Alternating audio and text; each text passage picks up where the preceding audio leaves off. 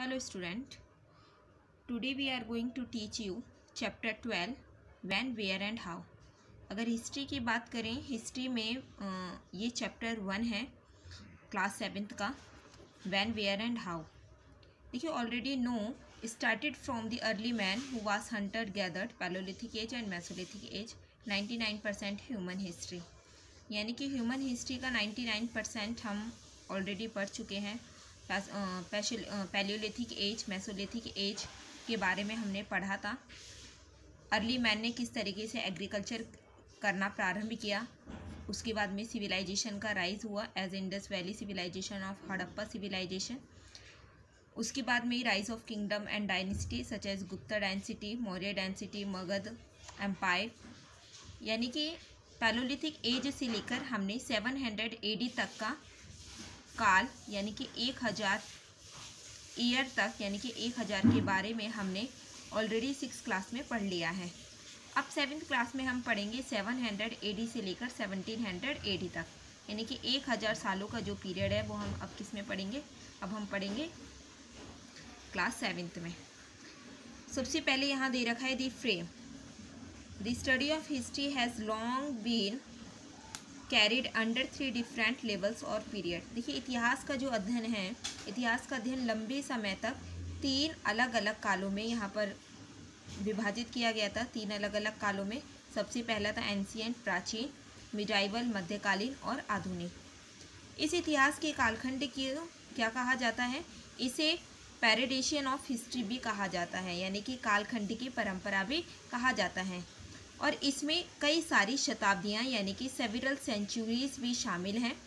ये क्या है, ये इसकी एक अपनी विशेषता है, ये डिस्टिंक्टिव फीचर है, ये इसकी एक विशिष्ट विशेषता है।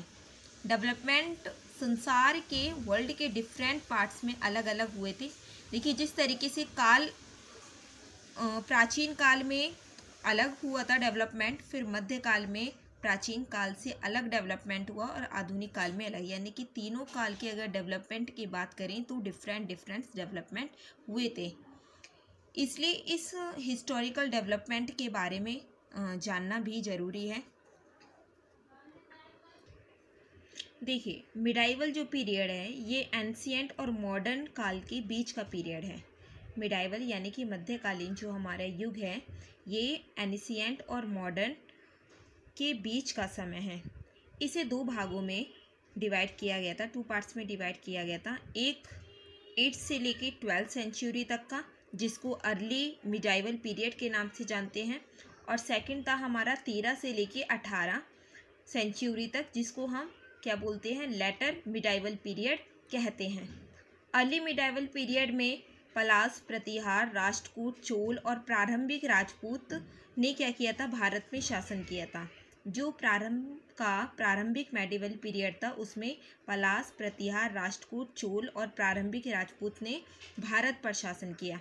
और जो दूसरा हमारा मध्यकाल था, लेटर मिडाइवल पीरियड था, उसमें तुर्क ने शासन किया, जिन्होंने बाद में किया था, दिल्ली की सल्तनत की स्थापना की थी। इन हजारों वर्षों में बहुत सारे परिवर्तन हुए थे, लेकिन परिवर्तन जो होते थे वो पहले चरण की तुलना में इसमें जो परिवर्तन होते थे वो अलग होते थे। अब मिडाइवल पीरियड के कुछ फीचर्स के बारे में, जो मुख्य विशेषताएं हैं उनके बारे में पढ़ेंगे। इन वर्षों में जो परिवर्तन हुए थे, उनकी विशेषताओं के बारे में पढ़ेंगे।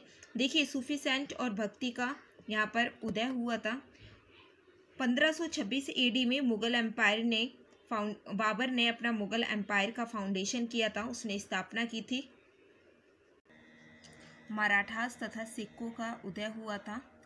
और यहाँ पर जो है वो है भारत के साथ व्यापार करने के लिए जो यूरोपियन कंट्रीज थी वो अट्रैक्ट हुई थी, आकर्षित हुई थी। टर्म्स यूज्ड फॉर इंडियन सब कॉन्टिनेंट, भारतीय महाद्वीप के लिए यहाँ पर कुछ सब कॉन्टिनेंट दे रखे हैं। The Indian subcontinent has been a district geographical unit, Bharat महाद्वीप का एक अलग भौगोलिक इकाई है। इसमें 6 अन्य देश भी शामिल हैं, अफगानिस्तान, पाकिस्तान, नेपाल, बांग्लादेश, भूटान और म्यांमार। भारत को आर्यभट्ट से लेकर भारतवर्ष तक के इतिहास में इसको अलग अलग नाम से हम जानते हैं, लेकिन हिंदुस्तान जो शब्द था, हिंदुस्तान शब्द का मिडाइवल पीरियड में कोई भी अर्थ नहीं था। मिडाइवल पीरियड में जब हिंदुस्तान शब्द का हम यूज़ करते थे उस समय पर इसका मीनिंग कुछ नहीं था। सल्तनत और मुग़ल काल में शासकों ने अपनी भारतीय प्रभुत्व को दिल्ली में केंद्रित किया था। किसने किया था? सल्तनत और मुग़ल काल के शासकों ने। अभी हिंदुस्तान के रूप में 16वीं शताब्दी में क्या किया था बाबर ने? 16वीं शताब्दी में बाबर ने भूगोल, जीव और उपमहाद्वीप के निवासियों की संस्कृति का वर्णन करने के लिए किसका प्रयोग किया? उन्होंने हिंदुस्तान शब्द का प्रयोग किया था। हिंदुस्तान को तब उसने डिस्क्राइब किया जब उसे क्या करना था? जीव और उपमहाद्वीप के निवासियों की कल्चर का वर्णन करना था। अब हम यहाँ बात करेंगे influence on geography on history, यानी कि इतिहास पर जियोग्राफी का प्रभाव। इतिहास पर जियोग्राफी का क्या प्रभाव पड़ा था? एक देश का भूगोल, पर्वत, नदी, जंगल इसके इतिहास को प्रभावित करते हैं। जो देश का ज्योग्राफी होता है, यानी कि देश का जो भूगोल होता है, वो किसको प्रभावित करते हैं? वो प्रभावित करते हैं माउंटेन्स को, रिवर्स को, फॉरेस्ट को। We can't understand the history of any country without knowing in its history. देखिए, हम किसी भी देश को, अगर हमें किसी भी देश को जानना है तो सबसे पहले हमें क्या जानना होगा? हमें किसी भी देश के इतिहास को जाने बिना हम उसको समझ ही नहीं पाते हैं। इसलिए हमें सबसे पहले क्या जानना होगा? उसके इतिहास को जानना होगा। भारत में 5 जियोग्राफिकल डिविजन्स हैं, 5 व्यापक भौगोलिक विभाजन शामिल हैं। कौन कौन से हैं? हिमालय, भारत गंगा के मैदान, थार रेगिस्तान, दक्कन का पठार और लास्ट में क्या है? लास्ट में दे रखा है पेनिसुलर कोस्ट।